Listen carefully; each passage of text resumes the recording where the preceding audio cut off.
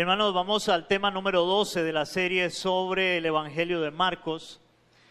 Y el tema de esta mañana lo he titulado: Hasta los demonios creen en Jesús, pero eso no es suficiente.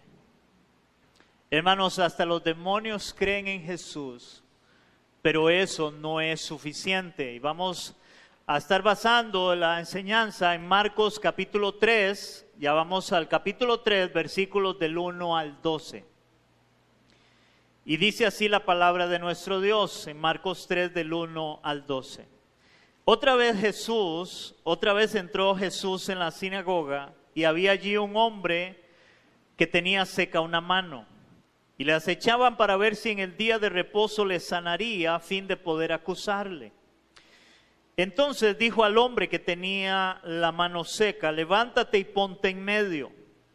Y él le dijo: ¿es lícito en los días de reposo hacer bien o hacer mal, salvar la vida o quitarla? Pero ellos callaban.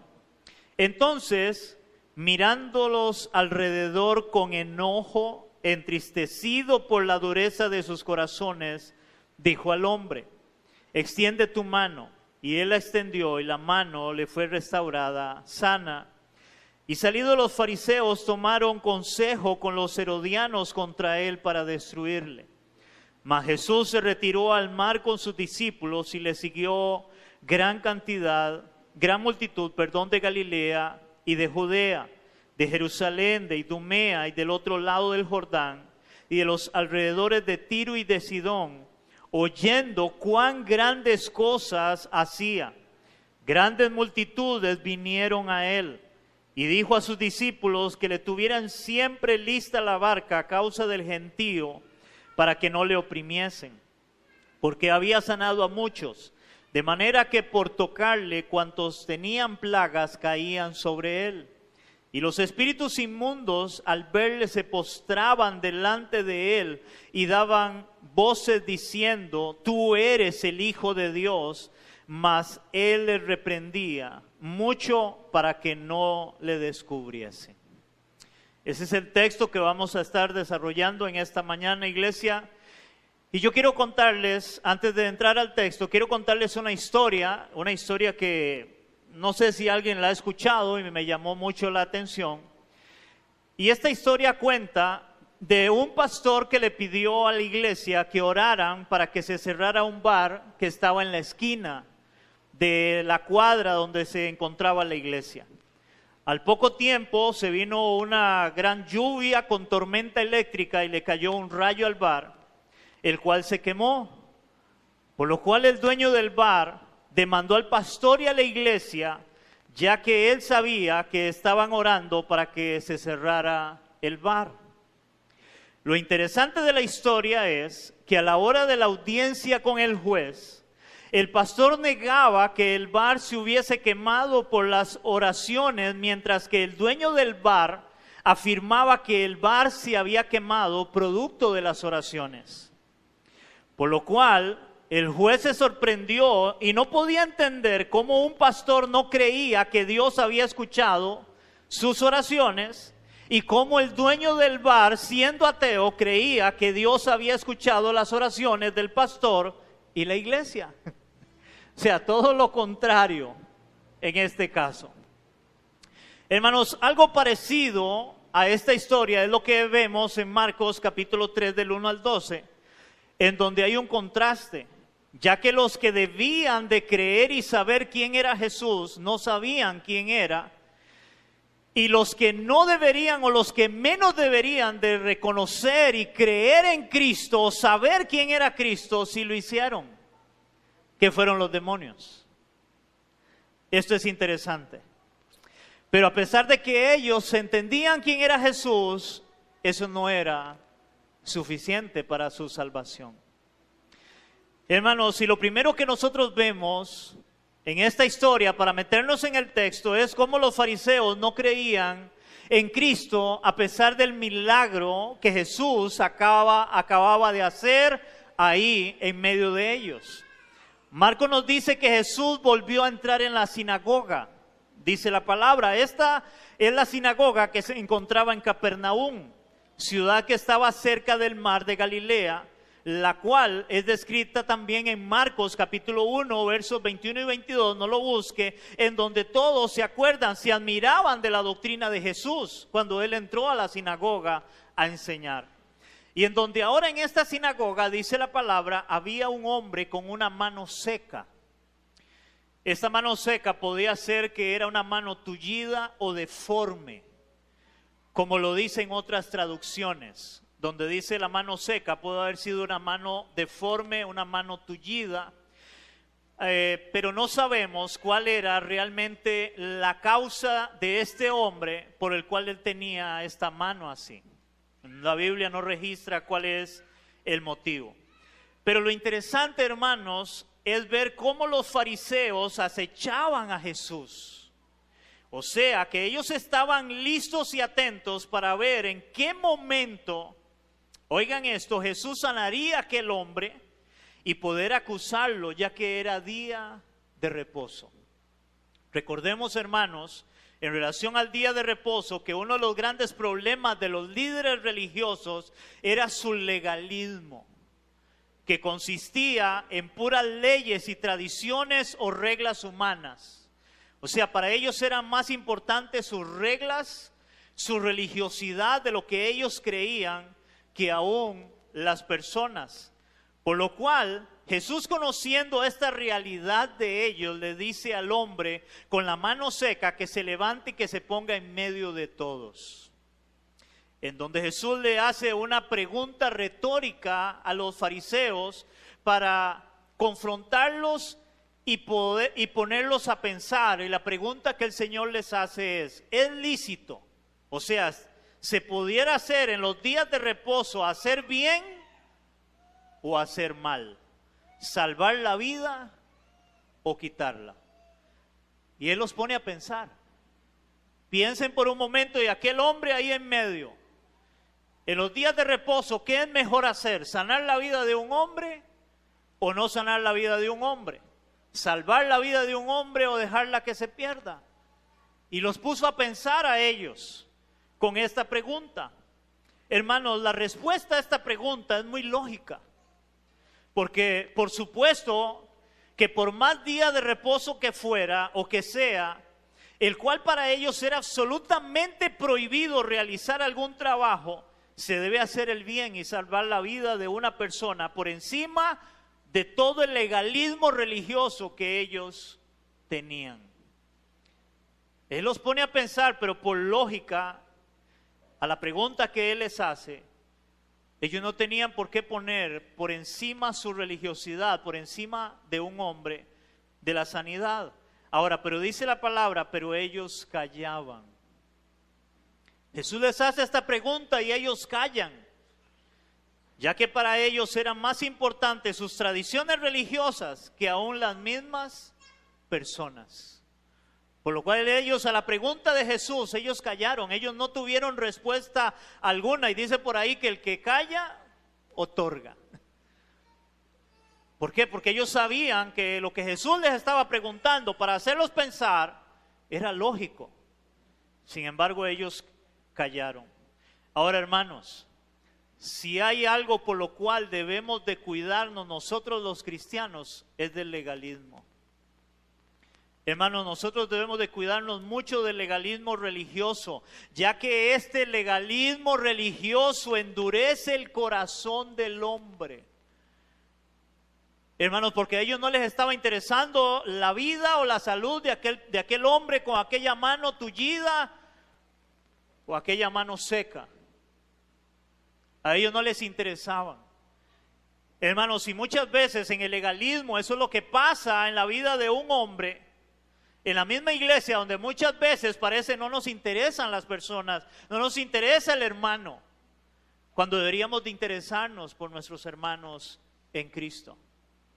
Por eso Jesús usó una expresión para este pueblo religioso y Él les dijo, este pueblo de labios me honra, pero su corazón está lejos de mí. Porque ellos eran religiosos, solamente le honraban de los labios para afuera, pero se les había olvidado inclusive eso del amor al prójimo. porque a ellos no les interesaba este hombre en esa condición. Ellos estaban acechándolo y viendo a ver si lo iba a sanar para poder acusar a Jesús. De cómo a usted se le ocurre sanar a un hombre enfermo un día de reposo. Es increíble la condición de estos hombres. Hermanos, por eso Jesús, mirando a todos con una mezcla en su corazón, dice la palabra, de enojo y de tristeza al mismo tiempo, por la dureza, dice la palabra, de sus corazones, le dijo al hombre: extiende tu mano, y al extenderla le fue restaurada sana. Hermanos, uno de los problemas más grandes del ser humano es la dureza de su corazón, como lo dice la palabra. Hermanos, si hay algo en lo que tú y yo debemos de cuidarnos, es de que nuestro corazón no se endurezca. Porque muchas veces nos endurecemos nuestro corazón. Hermanos, donde llega el momento que a veces ya no queremos leer la palabra, no queremos orar, no queremos congregarnos, no queremos nada con el Señor, porque nuestro corazón empieza a endurecerse. Y dice la palabra que Jesús empezó a ver a todos los que estaban alrededor de él. Y dice que con una mezcla de tristeza y enojo, él pudo ver la dureza del corazón de las personas. Hermanos, muchas veces hay dureza en nuestro corazón. Y si hay algo en lo cual usted y yo debemos de cuidarnos, es de que nuestro corazón no se endurezca. Que no se endurezca. Y dice la palabra que no se endurezca por el engaño del pecado. Cuidado, el pecado te está endureciendo tu corazón para no ver a Jesús, para no buscar a Jesús. Ten mucho cuidado con esto, iglesia. Ahora vea lo que nos muestra la palabra en relación a esto. Vea lo que dice Romanos capítulo 2, versículo 5. Hermanos, el contexto de esta palabra de Romanos capítulo 2, versículo 5 nos habla del justo juicio de Dios. Hermanos, ¿por qué el justo juicio de Dios? Porque uno de los grandes problemas del ser humano, y como Jesús lo está viendo acá, aún en los líderes religiosos, hermanos, es la dureza del corazón del hombre. Dice la palabra ahí en Romanos capítulo 2, versículo 5, dice: pero por tu dureza. Y nótese que Jesús está hablando de una forma, aquí Pablo, está hablando de una forma personal. Por tu dureza y por tu corazón no arrepentido, atesoras para ti mismo ira, para el día de la ira y de la revelación del justo juicio de Dios. Por tu dureza y tu corazón no arrepentido. Hermanos, aquí Pablo está hablando de la humanidad en general, porque todos, el problema del ser humano es la dureza de su corazón. Hermano, el hombre tiene su corazón duro para con Dios, el hombre no quiere nada con Dios. Por lo cual Pablo dice que por eso vendrá el juicio de Dios, y es por la dureza del corazón del hombre que no quiere arrepentirse de su pecado y volverse a Dios. Y eso fue lo que Jesús pudo ver en aquella gente. Él vio dureza en sus corazones. Dureza en sus corazones. Hermanos, ve lo que dice también la palabra en Efesios 4, del 17 al 18. Dice el apóstol Pablo, igualmente hablando, hermanos, pero hablándole a la iglesia y recordándole, hermanos, que nuestro corazón no puede ser un corazón endurecido. Dice el apóstol Pablo: esto pues digo y requiero en el Señor, que ya no andéis como los otros gentiles, que andan en la vanidad de su mente, teniendo, oiga esta palabra, teniendo el entendimiento entenebrecido, ajenos de la vida de Dios, por la ignorancia que en ellos hay, por la dureza de su corazón. Hermanos, el apóstol Pablo viene hablándole a la iglesia y él les dice: esto pues digo y requiero en el Señor, ya no anden como andan los del mundo. Usted y yo no podemos tener nuestro corazón como lo tiene el mundo. Tiene el mundo el corazón endurecido por el pecado. Hermanos, si hay algo que debe tocar tu vida y tocar mi vida, es la palabra de Dios. Pero si tu corazón está endurecido por el pecado, Tú no vas a atender la voz de Dios. Tú no vas a ver a Cristo en tu vida si tú cierras tu corazón contra el Señor, contra su palabra. Y por eso aquí Pablo hace una amonestación, porque él dice que ellos son ignorantes, ajenos de la vida de Dios. Ellos no les interesa a Dios, ellos no quieren nada con Dios por la dureza de su corazón, hermano. Si hay algo que tú y yo nos debe diferenciar del mundo, es que tú y yo ahora anhelamos las cosas del Señor. Anhelamos lo que viene de Dios para nuestras vidas, pero cuando su corazón se ha endurecido, hermano, usted cada vez más se va a ir alejando de las cosas del Señor. Cada vez va a ser menos importante leer la palabra, menos importante orar, menos importante congregarse, hermanos. Y cuando alguien deja de hacer todas estas cosas, empieza a endurecer su corazón. Y eso no es lo que Dios quiere, y eso fue lo que el Señor vio en aquellas personas. Sus corazones se habían endurecido. Ellos ya no podían ver a Jesús o no veían a Jesús como deberían de verlo, porque su corazón estaba endurecido. Ve lo que dice la palabra en Ezequiel capítulo 36, versículo 26, Antiguo Testamento. Aquí el Señor da una promesa al pueblo de Israel, a la nación de Israel. Y vean esta promesa, y esta promesa es para nosotros. Nosotros somos parte de esta promesa. Y dice la palabra en Ezequiel 36, versículo 26, dice: os daré corazón nuevo, y pondré espíritu nuevo dentro de vosotros, y quitaré de vuestra carne. Oigan esto, iglesia, el corazón ¿de qué? De piedra. Él dice que Él va a quitar el corazón de piedra, y os daré un corazón de carne. Hermanos, porque todos nosotros teníamos un corazón de piedra, éramos duros con respecto a Cristo y a su palabra. Pero ahora Dios, a través de esta promesa y por medio del Espíritu Santo y su palabra, dice que Él pondría ahora en nosotros un corazón de carne. ¿Qué significa esto? Es un corazón sensible a su voz, es un corazón sensible a su palabra para entender quién es el Señor en nuestras vidas. Hermano, tenga mucho cuidado si tu corazón se está endureciendo. Porque según la palabra de Dios, Él más bien nos ha dado ahora un corazón de carne, un corazón sensible, para atender su palabra, para atender su voz, para escucharle a Él y saber quién es nuestro Señor Jesucristo. Porque, hermanos, muchas veces hay personas que empiezan a endurecer su corazón sin darse cuenta. Y como lo dije, lo vuelvo a decir, hermano, y examina tu corazón.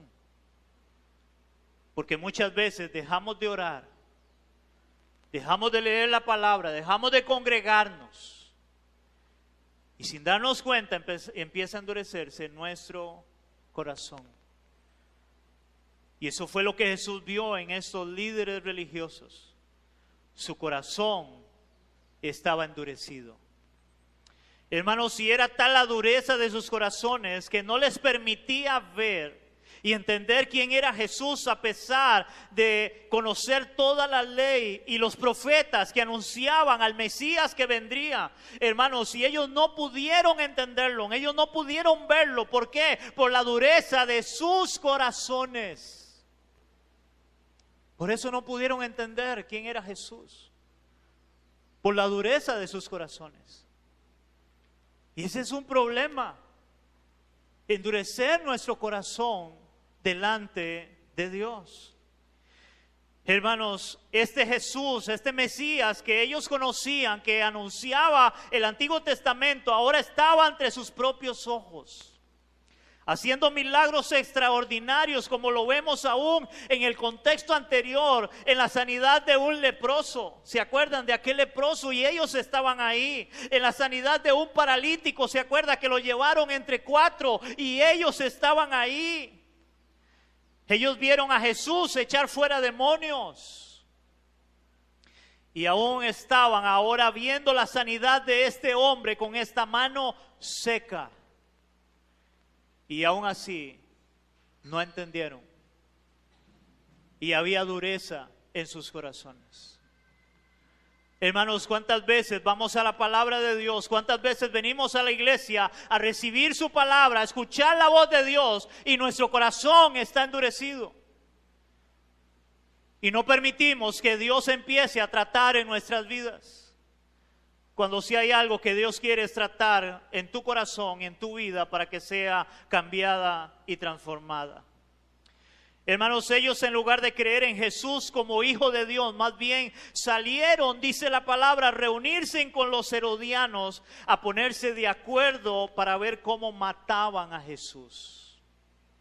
Y es interesante porque estos herodianos casi no se habla en la Biblia, pero estos herodianos eran un partido político minoritario, o sea, era un grupo pequeño, político. Dice que este partido político dice que ellos estaban a favor de la continuación de la dinastía de Herodes, o sea, ellos eran seguidores de Herodes, eran simpatizantes de Herodes, estos herodianos. Ahora, normalmente ellos y los fariseos eran enemigos. Oigan, normalmente eran enemigos los herodianos y los fariseos, pero aquí era tal la dureza del corazón de ellos, que aquí ellos se van a reunir con los herodianos, van a buscarlo para ponerse de acuerdo para ver cómo destruían a Jesús. Ve hasta dónde puede llegar la dureza del corazón del hombre. Hasta dónde puede llegar.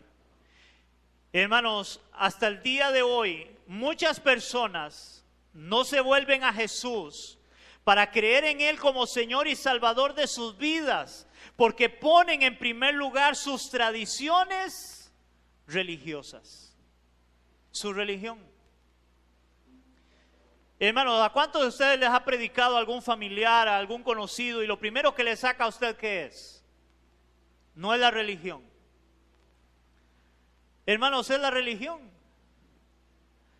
Estos líderes religiosos no podían creer en Cristo, se había endurecido su corazón, no podían volverse a Él porque para ellos era más importante su religiosidad, su religión. Hermano, y yo no sé de usted, pero en el caso mío, porque fui también practicante del catolicismo, lo que más le cuesta a una persona es poner un pie en la iglesia cristiana. ¿Por qué? Por la religión. Es por la religión, hermanos. El gran problema del ser humano es la religión. Su religiosidad, porque tiene toda una serie de ritos, de leyes, de reglas que cumplen creyendo que están bien delante de Dios, cuando no es así. Ahora tengamos cuidado, no sea que nosotros también nos convirtamos en legalistas religiosos y creemos que porque hacemos ciertas cosas estamos bien con Dios cuando nuestro corazón se está endureciendo. Porque hermanos, hay muchos cristianos, usted los ve y empiezan a alejarse y su corazón empieza a endurecerse. Tengamos mucho cuidado. Hermanos, y esto me lleva a lo segundo que vemos en este pasaje, es como muchas personas venían a Jesús, oigan esto, pero solo por causa de sus milagros. Y eso lo vemos del verso 7 al verso 10, que cómo venían a Jesús solamente por causa de sus milagros. Hermanos, Marcos nos dice que luego del milagro hecho en la sinagoga, Jesús se retira al mar, a donde le siguió una gran multitud que venían de todas partes, como Galilea, Judea, Idumea, de Tiro y de Sidón, etcétera. Muchas de estas personas venían, óigame en esto, venían de lugares bastante largos en donde tenían que caminar hasta 150 kilómetros para ver a Jesús. Hermano, a mí me sorprendió cuando yo empecé a estudiar eso. ¿Usted sabe lo que es caminar 150 kilómetros? Estamos hablando que de aquí a San José hay 100 y algo de kilómetros. 150 kilómetros, algunos de ellos caminaban para poder llegar a donde estaba Jesús. Hermanos, ¿saben qué es interesante? Que hoy en día las personas ya no quieren caminar. Y menos para venir a la iglesia. Ya no queremos caminar. Hermanos, ponemos excusas de una y mil excusas para no venir a la iglesia. No queremos caminar. Estas personas, dice ahí, que venían desde lejos, y ese desde lejos, hasta 150 kilómetros para poder llegar a la iglesia y congregarse, o en este caso, escuchar a Jesús. Hoy la iglesia no hace eso. Escuché a alguien diciendo, cuando tú quieras buscar una iglesia, busca la iglesia que esté más cerca de ti. No, perdón, esa no era. Busca la iglesia que esté más cerca, pero no más cerca de ti, sino más cerca de la palabra. Busca la iglesia que esté más cerca de la palabra. Hermanos, porque a veces la gente quiere buscar comodidad para no tener que ir largo. Y a veces no les importa que les prediquen, que les enseñen, mientras que la tenga ahí a la par. Pero ¿saben qué es, hermanos, interesante? Que a veces los del mundo se esfuerzan más que nosotros. Los del mundo se esfuerzan más que nosotros. Y hermanos, hay un ejemplo, y ese ejemplo lo vi ahora un día de estos. Yo no sé cuántos conocen la banda que existe, que es la banda de Zarcero. Hermanos, ustedes saben que hay integrantes de esta banda de Zarcero que vienen desde Guanacaste. Y óigame en esto, y vienen todos los fines de semana desde Guanacaste para ensayar a Zarcero. Wow. ¿Cómo, hermanos, es que el mundo se esfuerza por las cosas de este mundo terrenales? Hermanos, bien dijo Jesús, porque donde esté tu tesoro, ahí estará tu corazón. Y hoy, hermanos, nosotros a veces la excusa para no venir a la iglesia son muchas. Son muchas. Por una y otra cosa. Y yo te pido, iglesia, en esta hora, analiza tu corazón. Porque hasta en eso a veces nos endurecemos porque está lloviendo, porque no hay taxi. Por una y mil razones a veces no venimos a la iglesia a congregarnos, a escuchar el mensaje de la palabra. Porque, hermano, tú vienes a escuchar el mensaje de Dios, no el mensaje de Alberto. Porque si tú vienes a escuchar el mensaje de Alberto, perdóneme, pero estás equivocado. El mensaje que debes escuchar es el mensaje de Dios y su palabra. Y por eso lo que trato es de apegarme a la Escritura para enseñar no a Alberto, sino a Cristo. Para que tú pongas tu confianza en Él, tu mirada en Él, que Él es el único que te puede dar salvación y vida eterna, no el hombre. Hermanos, aquí vemos una de cal y otra de arena, como decimos nosotros, porque qué bueno que esta gente caminaba desde largo para ir a escuchar a Jesús, pero lamentablemente acudían más, óiganme en esto, más a Jesús para ver sus obras, dice la palabra, o sea, sus milagros, que para oír sus palabras, como lo vemos en el verso 8, en la segunda parte dice, oyendo cuán grandes cosas hacía.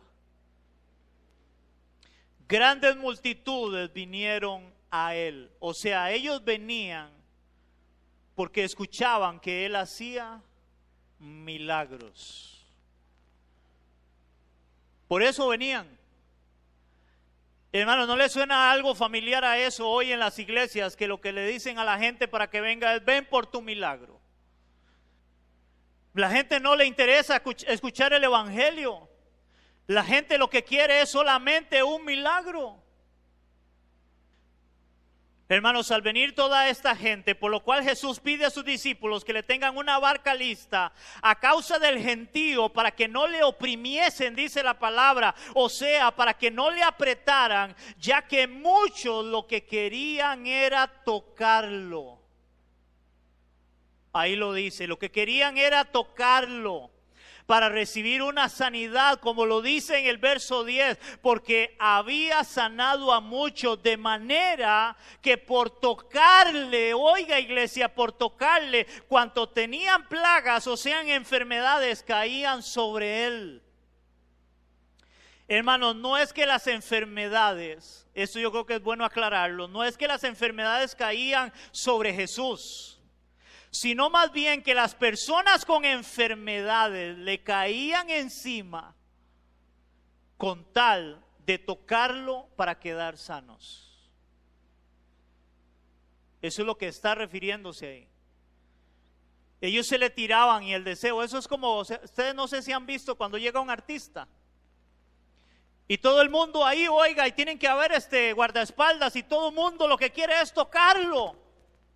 Tocar al artista y siente que se mueren si lo tocan. Pues esta gente iba detrás de Jesús, pero lo que querían era recibir un milagro, eran tocarlo para que algo sucediera en sus vidas, pero milagroso. Pero milagroso ahora, hermanos, no es que no neguemos o neguemos de que Jesús haga milagros, no, Jesús hace milagros. Hasta el día de hoy yo creo en un Dios poderoso que hace milagros. Porque dice su palabra que para Él no hay nada imposible. No hay nada imposible para Él. Hermanos, pero ¿saben qué es lo triste de todo esto? Que hasta el día de hoy la gente solo busca a Jesús o solo busca a Dios cuando tienen un problema para que Dios les solucione su problema. O cuando tienen una enfermedad para que Dios les dé sanidad. Hermanos, la mayoría de la gente busca a Jesús de esa manera solamente. Y de ahí, hermanos, es donde muchos ven a Dios como el Dios bombero. ¿Qué es Dios bombero? Que cuando está el incendio ocupa el bombero. Muchos ven a Dios como el Dios paraguas. Solamente ocupo el paraguas cuando está lloviendo. Muchos ven a Dios o tienen a Dios como 911. Solo cuando hay una emergencia. Y es cuando entonces yo busco a Dios. Hermano, la mayoría de las personas buscan a Dios equivocadamente, solamente para recibir un milagro, porque tengo un problema, porque me está pasando esto. Pero si no me estuviera pasando X situación, vivo la vida loca, dijo Ricky Martin, porque no necesito a Dios. Hermano, yo le hago una pregunta. ¿Por qué busca usted a Cristo? ¿Por qué busca usted a Cristo? ¿Cuál es la situación por la cual tú buscas a Jesús? ¿Cuál es? ¿Es igual que estas personas solamente para que Dios me ayude en lo que estoy pasando actualmente, viviendo actualmente? ¿O es realmente porque Él es el Señor de tu vida? ¿O es solamente para que te ayude con tus problemas? Porque, hermanos, hay gente que de verdad va a las iglesias, buscan al Señor y es esperando no tener problemas. Es para que Dios me ayude en los problemas. Pero déjeme decirte, hermano, eso es erróneo y equivocado. Ese no es el evangelio.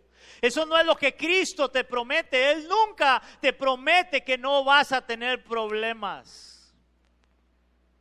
Lo que Él te promete es que Él va a estar contigo en los problemas. Pero de que vas a tenerlos, vas a tenerlos. Ahora vea lo que dice la palabra en 1 Corintios 15, 19. Dice la palabra en 1 Corintios 15, 19. Si en esta vida solamente esperamos en Cristo, somos los más dignos de conmiseración de todos los hombres. Hermanos, en el contexto Pablo está hablando de la resurrección de los muertos. Porque habían algunos que no creían en la resurrección de los muertos. Y entonces Pablo les dice esto. Ahora yo se lo voy a leer en Nueva Traducción Viviente para que usted me comprenda lo que Pablo quería darle a entender a su audiencia, a la iglesia. Dice Nueva Traducción Viviente: y si nuestra esperanza en Cristo es solo para esta vida, somos los más dignos de lástima de todo el mundo. Hermanos, en otras palabras, si usted busca a Jesús solamente para que te ayude en tus problemas, en tus necesidades, hermano, tú eres el ser más digno de lástima de todo el mundo. Porque tú y yo no podemos buscar a Jesús solamente para que me solucione los problemas. Hermanos, tú y yo debemos de buscar a Cristo porque Él es el Señor y el Salvador de mi vida. Solo en Él hay salvación, nada más en Él hay salvación. Tu problema, hermanos, no son, valga la redundancia, los problemas de esta vida, son los problemas de la eternidad y solo Cristo te soluciona ese problema. Hermanos, la eternidad solo Cristo te la da. No es solo los problemas de acá, hermanos, porque aquí usted puede que hoy salió del problema, pero espérese unos días. Hermano, yo no sé a cuántos de ustedes les pasa, a veces uno sale de una y se mete en otra, ¿verdad? Entonces, hermanos, te hago la pregunta, ¿por qué busca usted a Cristo? Porque esta gente venía desde muy largo, qué bueno.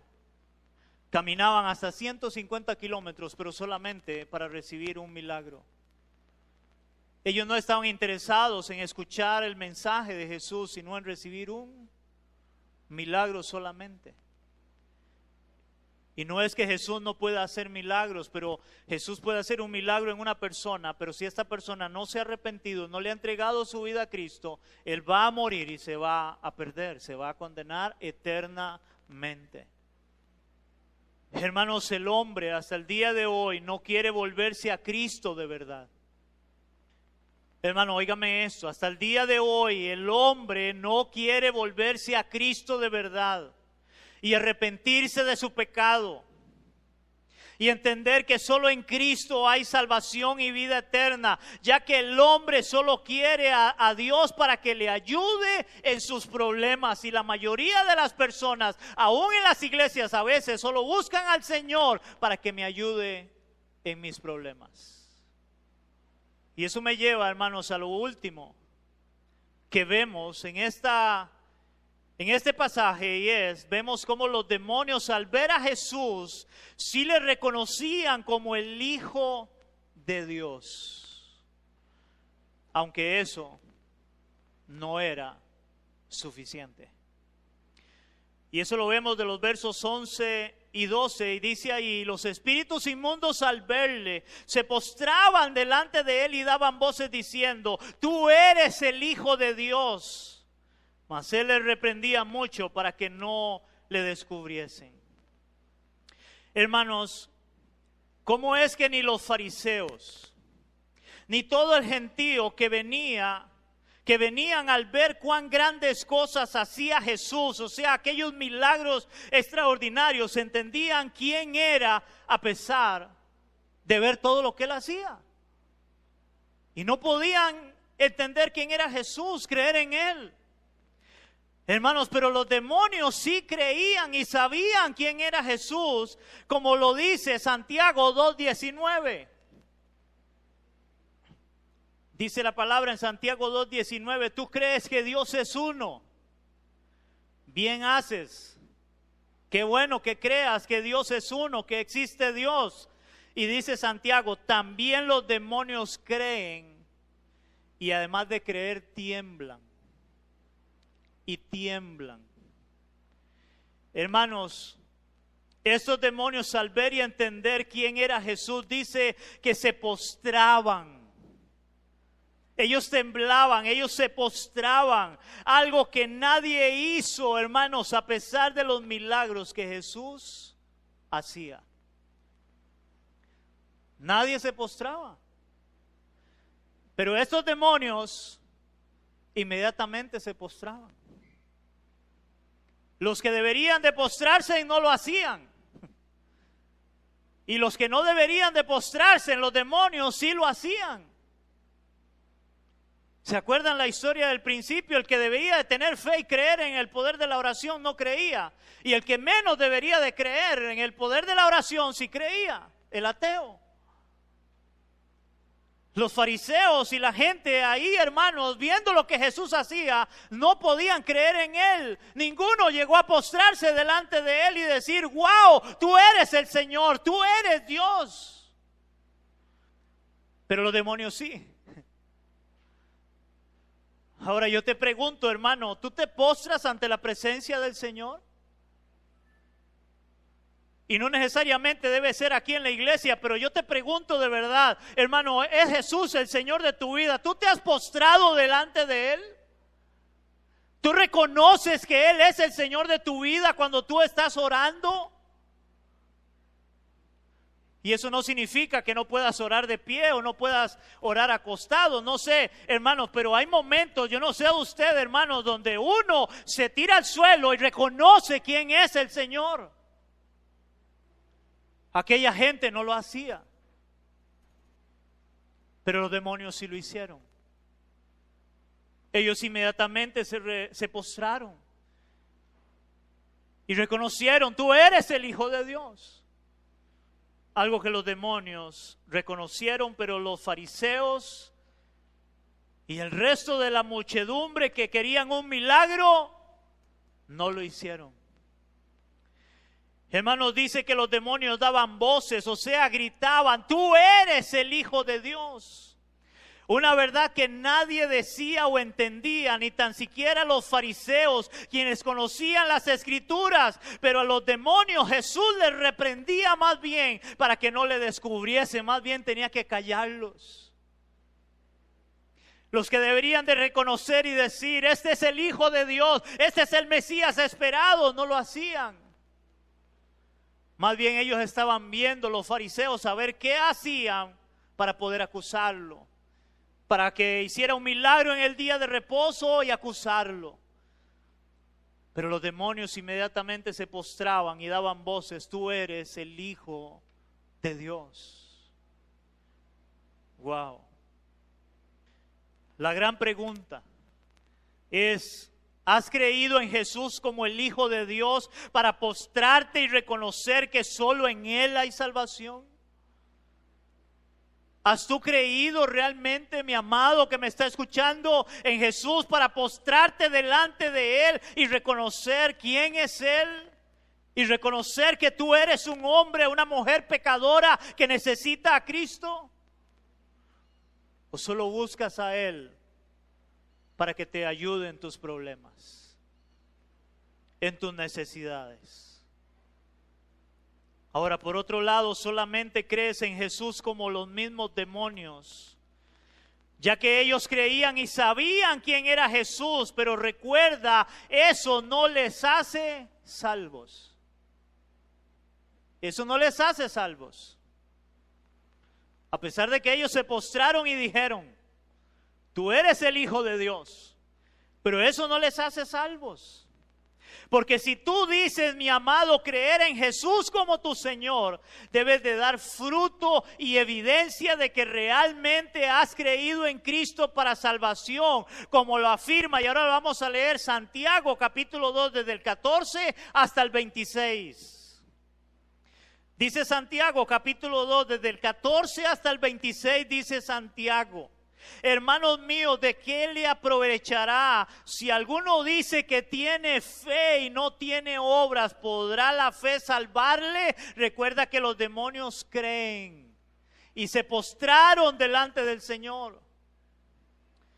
Y si un hermano, ahora aquí Santiago hace una comparación, si un hermano o una hermana están desnudos y tienen necesidad del mantenimiento de cada día, y alguno de vosotros le dice, id en paz, calentados y saciados, pero no le dais las cosas que son necesarias para el cuerpo, ¿de qué aprovecha? En ese ejemplo le dice, así también la fe, si no tiene obras, oigan, es muerta en sí misma. Hermanos, ¿cuánta gente dice creer en Dios? Hermanos, hay montones de personas que dicen creer en Dios, pero sus obras dicen otra cosa, aunque creen en Dios. o dicen creer en Dios. Verso 18, pero alguno dirá, tú tienes fe y yo tengo obras. Dice Santiago, muéstrame tu fe en el que dices creer sin tus obras y yo te mostraré mi fe por mis obras. O sea, doy evidencia de que he creído en Cristo. Doy evidencia de que realmente Él es el Señor y el Salvador de mi vida. Porque dice 19, tú crees que Dios es uno. Bien haces, qué bueno, también los demonios creen y tiemblan. Mas ¿quieres saber, hombre vano, que la fe sin obras es muerta? ¿No fue justificado por las obras Abraham nuestro padre cuando ofreció a su hijo Isaac sobre el altar? ¿Recuerdan esta historia? Él dijo, yo creo en Dios. Dios le pidió cosas y le pidió a su hijo e iba a sacrificarlo. Los demonios no obedecen a Cristo en su palabra, en lo que Dios demanda en su palabra. Ellos saben quién es Jesús. Verso 22, ¿no sabes que la fe actuó juntamente con sus obras y que la fe se perfeccionó por las obras? Y se cumplió la escritura que dice, Abraham creyó a Dios y le fue contado por justicia y fue llamado amigo de Dios. ¿Por qué? Porque obedeció la voz de Dios, su palabra. Dice, vosotros veis cómo el hombre es justificado por las obras y no solamente por la fe, por decir así, yo creo en Dios. Asimismo también Rahab la ramera no fue justificada por obras cuando recibió a los mensajeros y los envió por otro camino. Verso 26, porque como el cuerpo sin espíritu está muerto, así también la fe sin obras está muerta. Hermanos, hasta los demonios creen en Jesús, pero eso no es suficiente. Debe haber una evidencia de nuestra salvación al decir que creemos en Cristo. Por lo cual yo te pregunto, mi amado, en esta mañana, ¿hay una evidencia clara y real en tu vida de tu salvación en Cristo? ¿Hay una evidencia real y clara? ¿O solamente afirmas creer en Él? Como hay muchas personas. ¿Cómo está tu relación con Dios? ¿Cómo está tu vida delante de Dios? Ten cuidado y no sea que tu corazón se está endureciendo. Y has dejado, como dice la palabra, el primer amor, y has dejado de hacer muchas cosas. Y te estás endureciendo y ahora dices creer. Al igual que los demonios solamente creían y aún se postraban. Y a veces ya tan siquiera nos postramos delante de nuestro Dios para humillar nuestro corazón reconociendo quién es Él. Que somos necesitados de Él. Y no solamente por lo que Él me pueda ayudar o bendecir en este mundo, sino por la promesa de la vida eterna y la salvación que Él tiene preparada para los que hemos creído en Él. Amén, iglesia. Oramos. Señor, te damos gracias. Gracias, Dios, por tu palabra una vez más. Siempre, Señor, te voy a dar honra, gloria y alabanza por tu palabra, porque es tu palabra, Señor, la que debe hablar a nuestros corazones, a nuestras vidas. Señor, hoy queremos pedirte de todo nuestro corazón, ayúdanos, oh Dios, a no convertirnos, Señor, oh Dios, como aquellos fariseos que sus corazones estaban endurecidos. Haznos sensibles a tu palabra, haznos sensibles a tu presencia, Señor. Así como dice aquella promesa, Señor, de que tú cambiarías el corazón de piedra en un corazón de carne, Señor, un corazón sensible a tu palabra, a tu voz, Señor, donde tú serías nuestro Dios y nosotros tu pueblo. Ayúdanos a entender bien que tú eres el Señor, que tú eres nuestro Dios, para aún postrarnos delante de ti y confesar y reconocer, tú eres el Hijo de Dios, tú eres nuestro Señor, tú eres nuestro Salvador. Tú eres, Señor. Y que podamos dar testimonio y evidencia de esa salvación. Porque aún los demonios creen y tiemblan Pero eso no es suficiente, ya que muchas personas dicen creer, pero no hay evidencia, no hay obra de esa salvación, Señor. Padre, una vez más nos ponemos en tus manos y te pedimos, Dios, que tu palabra se haga vida en cada uno de nosotros. Eso te lo pedimos en el nombre de Jesús. Amén.